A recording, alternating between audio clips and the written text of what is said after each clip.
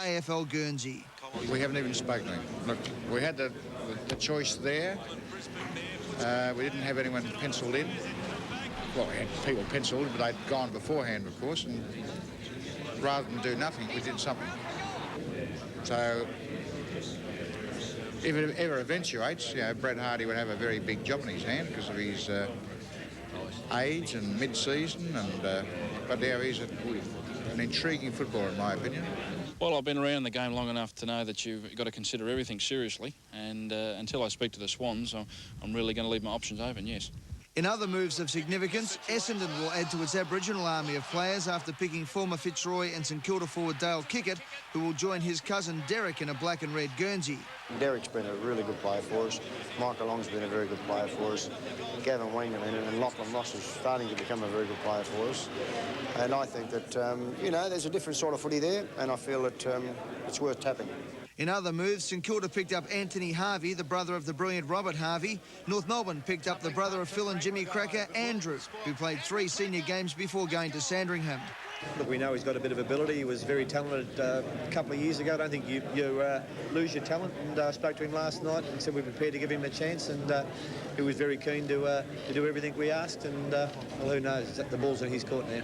Richmond picked up former Essendon player Brad Fox, while Terry Keys makes a trip back to Victoria Park after spells at Richmond and Frankston. I mean, at 23 years of age, he's always had the ability.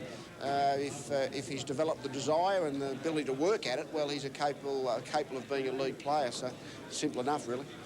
Meantime, the coaches went straight out of the draft meeting into one of their own as the team bosses met to discuss the abolition of the reserves competition. And the general consensus between the clipboard carriers was that the seconds should remain.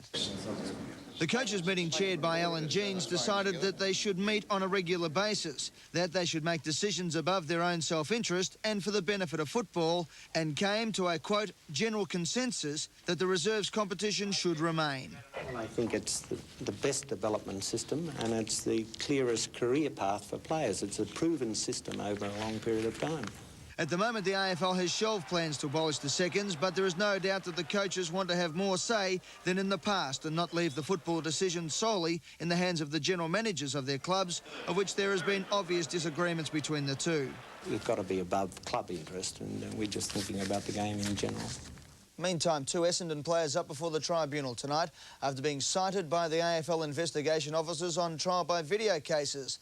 The first up is Dean Wallace. Look closely at the top of the screen, where he's been charged with tripping Hawthorn's Andrew Gowers right at the start of the 3rd quarter of Monday's game. After that, teammate Mark Harvey appears on a charge of allegedly striking Hawthorn's Tony Hall with a right arm to the head during the 2nd quarter of Monday's game. Well, history will be made at the home of cricket.